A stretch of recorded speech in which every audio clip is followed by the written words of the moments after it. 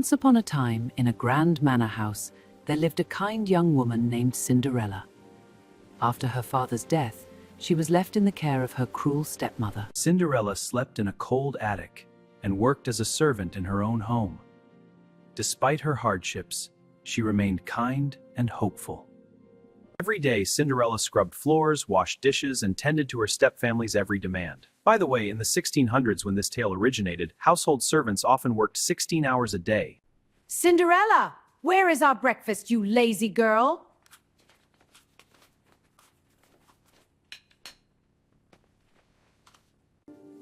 Though treated poorly, Cinderella never lost her gentle spirit or kind heart. One day, an invitation arrived from the royal palace. The king was hosting a grand ball so the prince could meet eligible young women and choose a bride. Girls, a royal ball! This is your chance to marry the prince! We must prepare immediately! Stepmother, may I attend the ball too? The invitation says all maidens are invited. You? Go to the ball?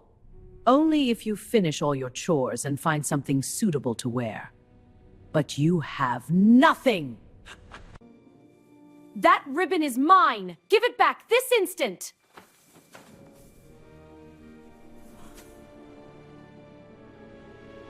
Cinderella, make this dress tighter. I must look perfect for the prince.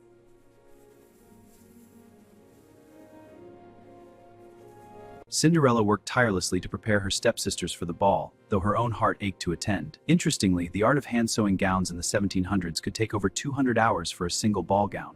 The evening of the ball arrived, and Cinderella watched her stepfamily depart in their finest clothes.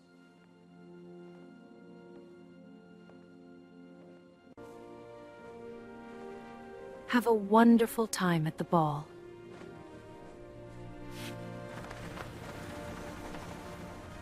As the carriage rolled away toward the palace, Cinderella returned inside, her dream of attending the ball crushed. Alone in the empty house, Cinderella wept. It seemed her dreams would never come true. But then, something magical happened.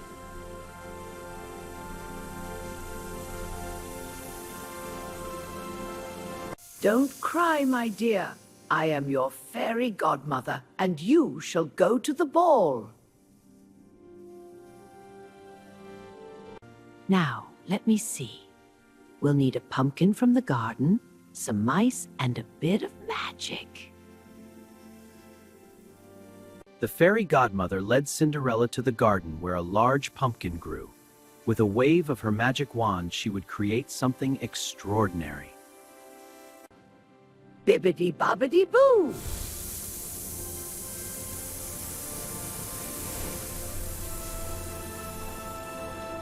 In a flash of light and sparkles, the pumpkin transformed into a... Fun fact, he specifically chose a pumpkin because they were symbols of transformation in French folklore.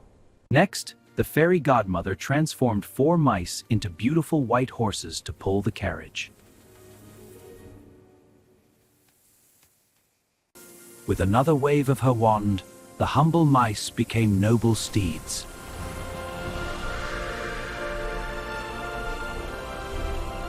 The carriage was ready, but Cinderella still needed something to wear.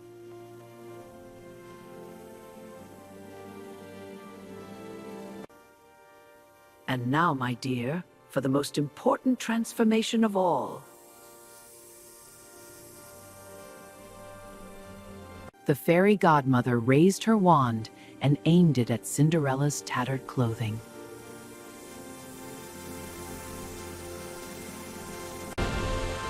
In the most spectacular transformation of all, Cinderella's rags became a breathtaking ball gown. It's like a dream. Thank you, fairy godmother.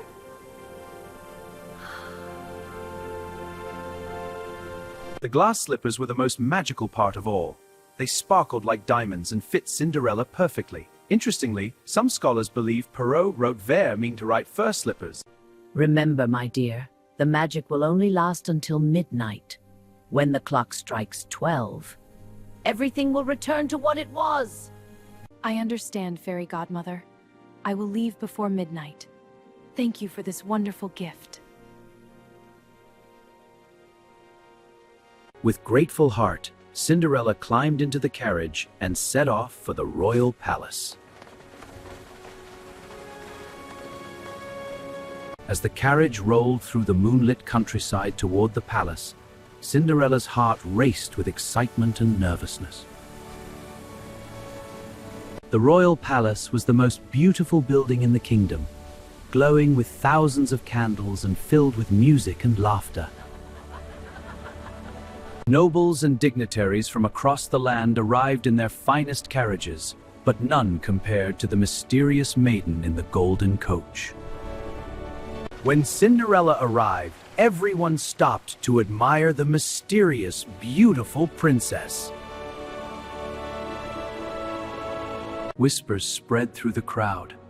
Who was this enchanting stranger? No one recognized her, not even her own stepmother and stepsisters.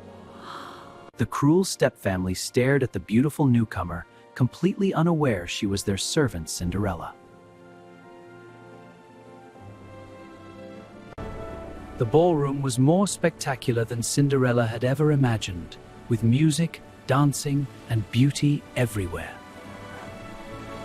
Prince Charming had been greeting guests all evening, but found no one who captured his interest, until now. The moment Prince Charming saw Cinderella enter the ballroom, he was completely enchanted.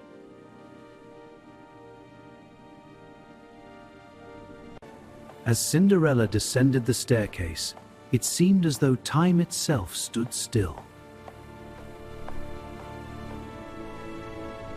The prince immediately crossed the ballroom, ignoring all other guests, determined to meet the mysterious maiden. Good evening, my lady. May I have the honor of this dance?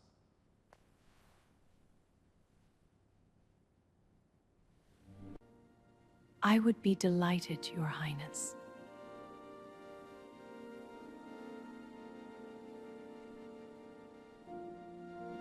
The prince led Cinderella to the center of the ballroom as the orchestra began to play a beautiful waltz.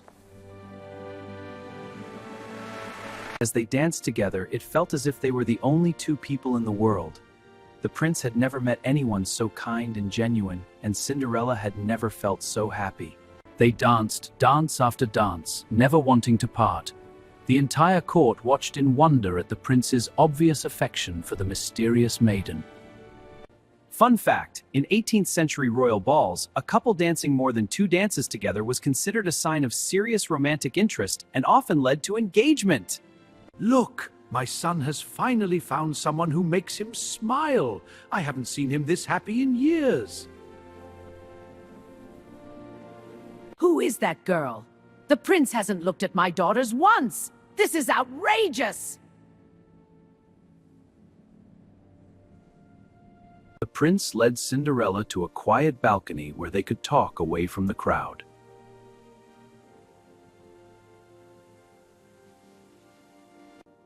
I feel I've known you my whole life. There's something so genuine and kind about you, unlike anyone I've ever met. This has been the most wonderful evening of my life. I wish it could last forever.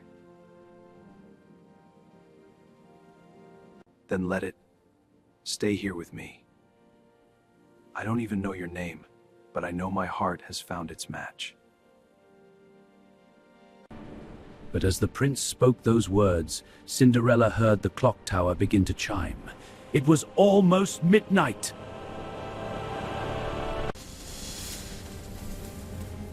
The first stroke of midnight rang out across the palace. Oh no, must go. I'm so sorry.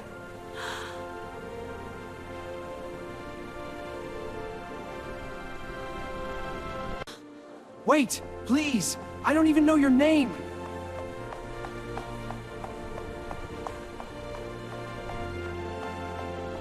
Cinderella ran through the ballroom as fast as she could.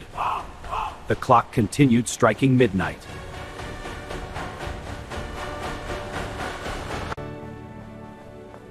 Please stop. At least tell me your name.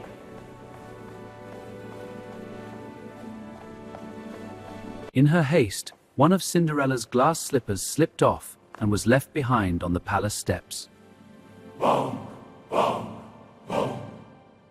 Cinderella reached her carriage just as the clock struck its 11th chime.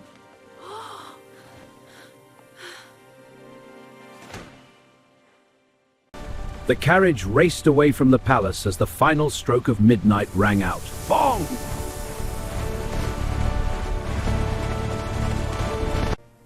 As the 12th chime faded, the magic began to disappear.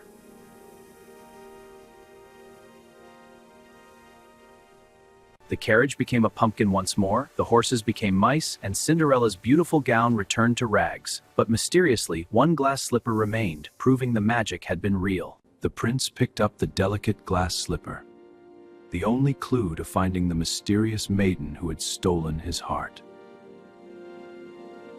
The prince made a solemn vow. He would search the entire kingdom until he found the woman whose foot fit this slipper, and he would marry her.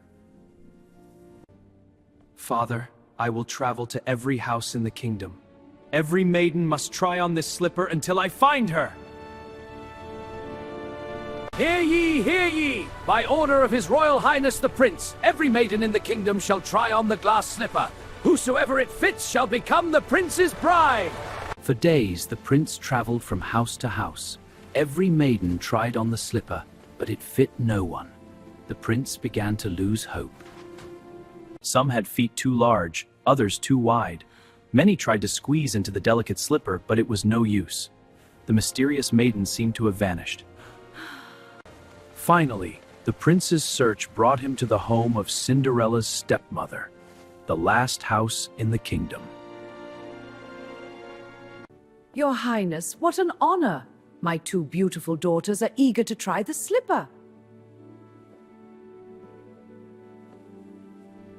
The stepsisters were summoned, each desperate to be chosen as the prince's bride, despite neither being the woman he sought.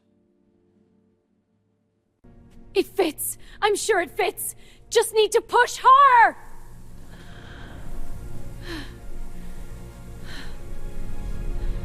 But no matter how hard she tried, Drizella's foot simply would not fit. The slipper was far too small. Anastasia tried with equal desperation, but her foot was completely the wrong shape. Neither stepsister was the mysterious maiden. Please, Your Highness, may I try the slipper?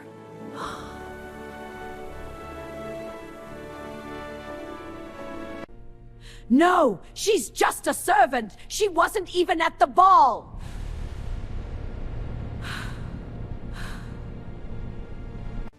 Every maiden has the right to try, and I recognize those kind eyes. You're her, aren't you? The slipper fit perfectly, as though it had been made just for her, and when Cinderella revealed she had kept the other slipper, the prince had found his true love and lived happily ever after.